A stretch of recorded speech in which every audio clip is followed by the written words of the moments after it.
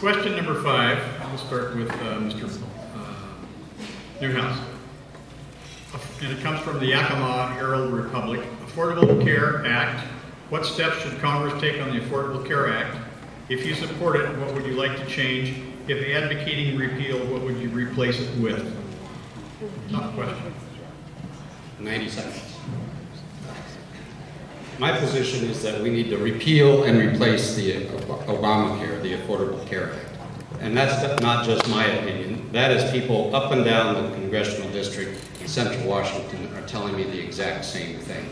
It's not working. People are at the risk of losing their jobs. They're not getting the doctors that they were promised that they could keep. Their insurance premiums are going up. Deductibles are going up. And the biggest thing, that it's not addressing the increased costs of medical care, which I thought was supposed to have been the main thing. That's certainly what it was when we worked in Olympia on these issues when I was in the legislature. So, I'm not just a heck no kind of a guy. We need to replace it. I think the government does have a role in our health care, but it does not have, we do not have to go back to what we had before. No one agrees that that system was working. We have to get our healthcare delivery system back to where there's more control in people's hands, so they have choice, so that we use the lowest cost provider, not always the big hospital, but use the neighborhood clinics that can provide care at a much reasonable cost. We also need to allow insurance companies to be able to sell their policies across state lines. We in this state only have a handful, less than a handful, of available companies where we can buy healthcare insurance policies. We need to change. We need to allow affordability. We need to allow people to be able to be covered that have pre-existing conditions. Bottom line is, this is not working. It's not doing anything to reduce costs, and I will work to replace it. Thank you.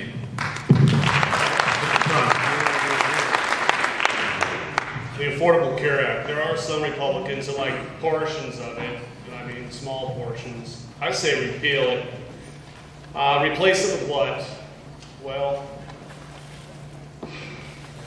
like I said, you know, our dollar's in the gutter. Let's build that dollar back. You know, we can make this nation to the point where we can make that pie so enormous that the smallest slice one can extract from that pan be more than a fair share for the meager of us out here.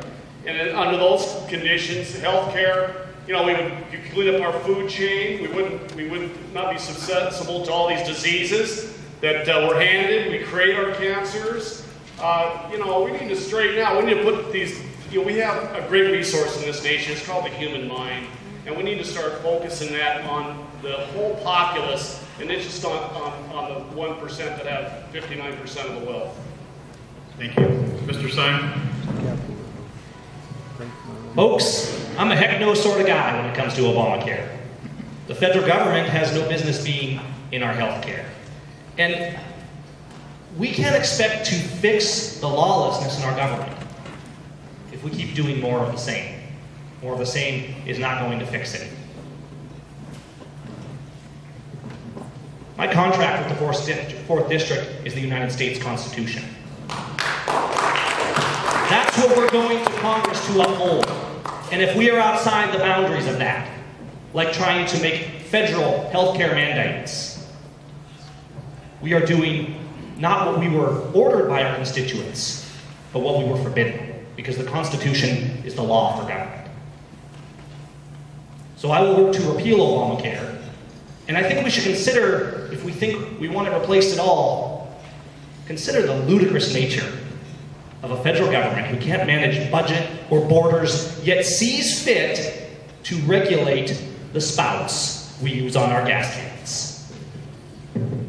Thank you, Mr. Stockwell.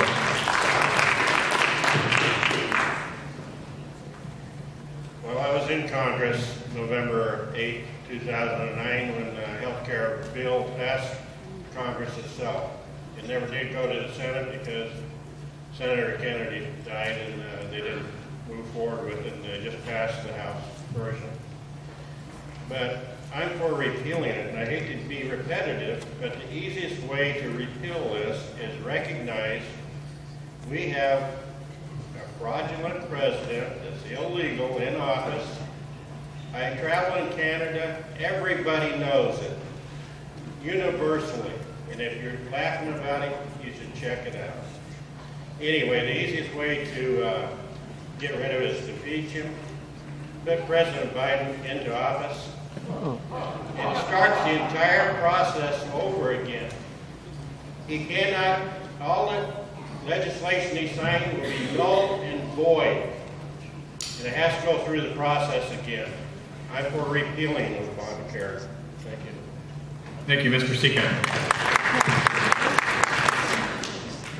Once again, I'm sounding like a broken record, aren't I? Section 1, laws 1 through 4, provide my clear-cut solution to Obamacare. Now, part of my approach is to talk straight up with the people. Everybody says they want to repeal it. Give me a break. That's not going to happen. Obama's going to veto that. The earliest chance to repeal and replace Obamacare is January 22nd of 2017, when we might have a Republican president. So what solutions does everybody else offer? I guess they sit on their hands for 3 years and wait. I provide alternate solutions to fix the problems that Obamacare is causing that we can deal with immediately and get these things solved. What this means for you, you don't wait for another 3 years for a solution. We get a solution next January 1st when I take office. Now, let me just draw a point here. This issue highlights this distinction very well. You're seeing up here on the stage some... That's not what we stand for. As your congresswoman, what I'm going to do is put you back in the driver's seat so that you can make your own darn health care decisions, so that you can choose your own doctors. And while working towards a repeal, I'm going to work for some common sense, consumer-driven solutions, such as you should all have the opportunity, every citizen of Washington State should have the opportunity to purchase his or her insurance with pre-tax dollars. You should have the opportunity to buy a less expensive catastrophic plan. You should have the opportunity to go across state lines and buy your health insurance and have portability and bring it with you. It never made sense to me why you get to keep your life insurance forever, but just because you quit your job or change your job or move across state lines, you got to start from square one when it comes to your health insurance. And I think we also need to be repealing some taxes that don't make sense. There's a brand new 2.3 excise tax on durable and healthcare equipment such as MRIs. We've got to get rid of that. There's a lot we can do right now to make sure we get some more common sense, consumer-driven solutions and put you back in the driver's seat when it comes to your healthcare decisions. Thank you. Mr. Mendoza. Okay, let's be clear. The government does not have the constitutional authority to be in healthcare. There's nothing in the Constitution that says the government will determine what type of health care or an insurance company that will give you. So essentially, as far as Obamacare or the Affordable Care Act is, I do support repealing it. I support repealing just about any law, pretty much. What I'll replace it with is with this. What I'd like to replace it with is this. See, this is a $100 bill. It gives you complete control over your health care because you can go walk right into a hospital, give them cash, and they'll give you treatment. So how are we going to make this worth more? We'll get rid of the Federal Reserve. It'll stop printing the money, and the value of your dollar will go up, so you can use this to pay for your health care. That seems like a simple answer. It gives you complete control over what your treatment and what you want and what you don't want. That's what we do, get rid of the Federal Reserve. So I made a statement that we were on time and doing just well and chose to do a 90-second on immigration. Now have myself in a difficult position. We are behind. We have just completed question number 5, and I said we'd take a break, but I'm not seeing a lot of stirring. There's a lot of activity going on up here, and I don't know about you, but I'm engaged, so I'm going to keep rolling here. I think question number 6, we can probably make up a little time. It has to do with gun control, and it's almost a yes or no question. So, question number 6 is from the Yakima Herald Republic. Thank you. Gun control, a proposal to require background checks for gun purchases, failed in the Senate last year. Do you support such legislation? And we will start with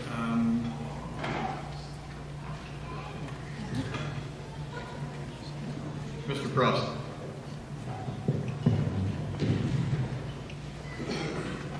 Given the climate of our culture and weapons in this culture, we've had 35 school shootings since Sandy Hook. We're not paying attention to our children. Well, the parents aren't able to because they're too tasked out here to keep the roof over their heads. You know, we need to have background checks. I'm not so sure if we maybe should have a litmus test of a couple questions to see if their head's screwed on right. We do need to know their backgrounds, just like, you know, people that immigrate here, we need to know who they are. We need to know who's handling these guns out here. And we need to actually enforce the laws that we have. And but I don't believe that once you've procured your weapon, that the government should have information. Because I had a card given to me once about 35 years ago that says, if you think gun control works, just ask Adolf Hitler. Thank you, Mr. Son.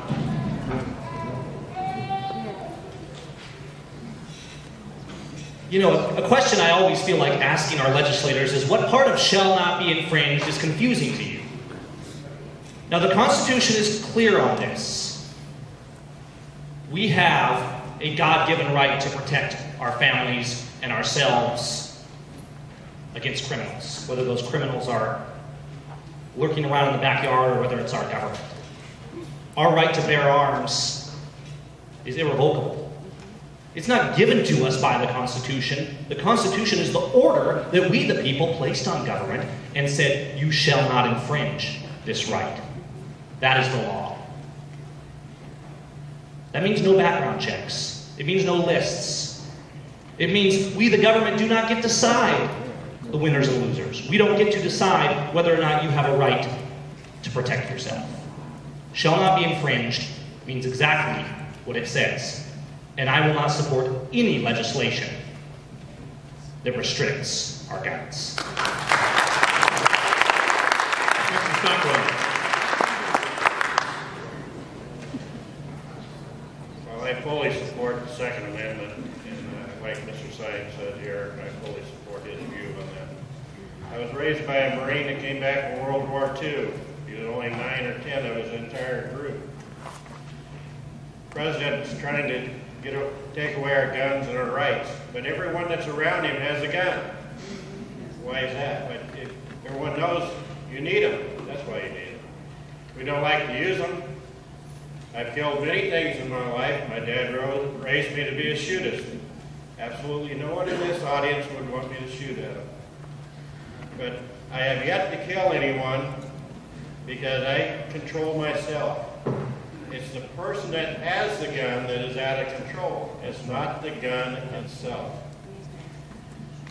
We have a God-given right to the guns. The Constitution gives it to us. I'm actually against background searches because I went through the Yukon in Canada one time frame, and they were trying to do the same thing up there. And when they get your background on you, they have the collection point is where they're going to come to get the guns. And that's not what we need. So I fully support the Second Amendment.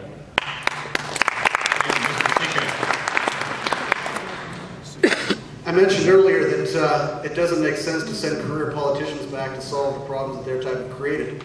You see another set of groups up here, people who are definitely not career politicians, and yet they seem to be a little extreme, so extreme that they government doesn't have any place in our lives whatsoever. The Constitution was created in order to form a more perfect union, not to have no union or no government whatsoever.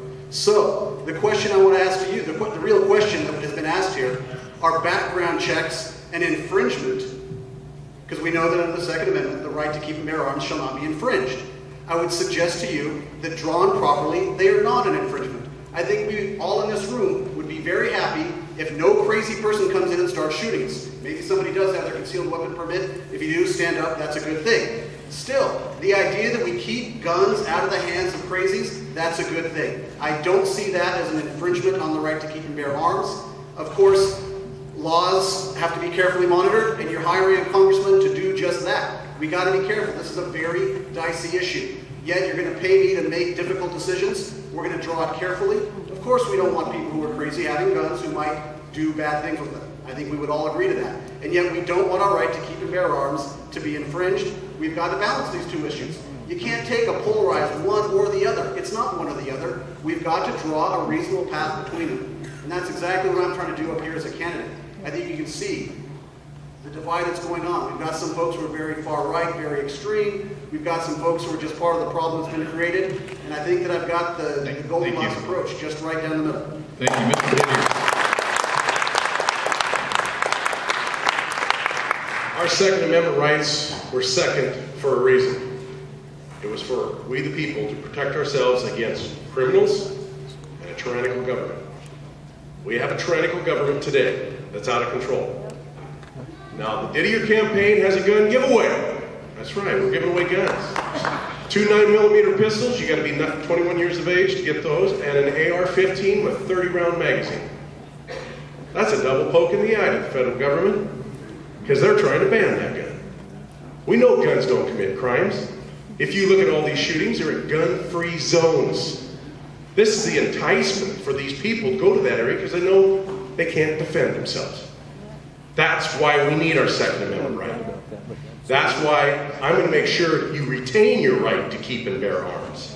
Now, that gun giveaway, that's our opportunity, we the people, to civilly, and I emphasize civilly, tell our state legislators, because there's a lot of state bills, and our federal legislators, back off from our Second Amendment. We're not giving it up without a fight. So please join me in making a civil statement. Go to my website. Thank you.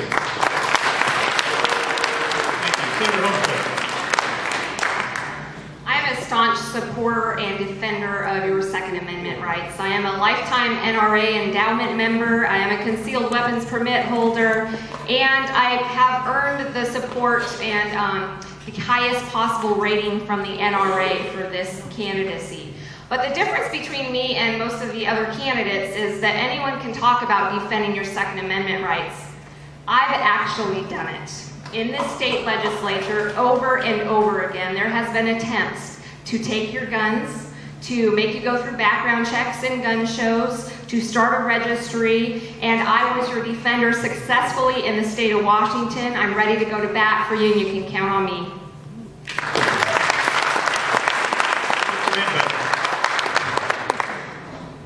Okay, I want to make sure it's clear that currently all gun control laws are unconstitutional.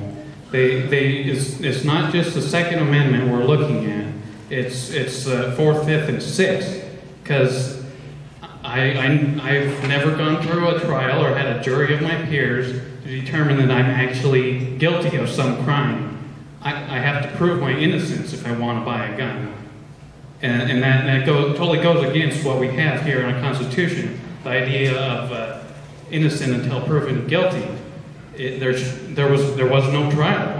Why should I not be allowed to get a gun?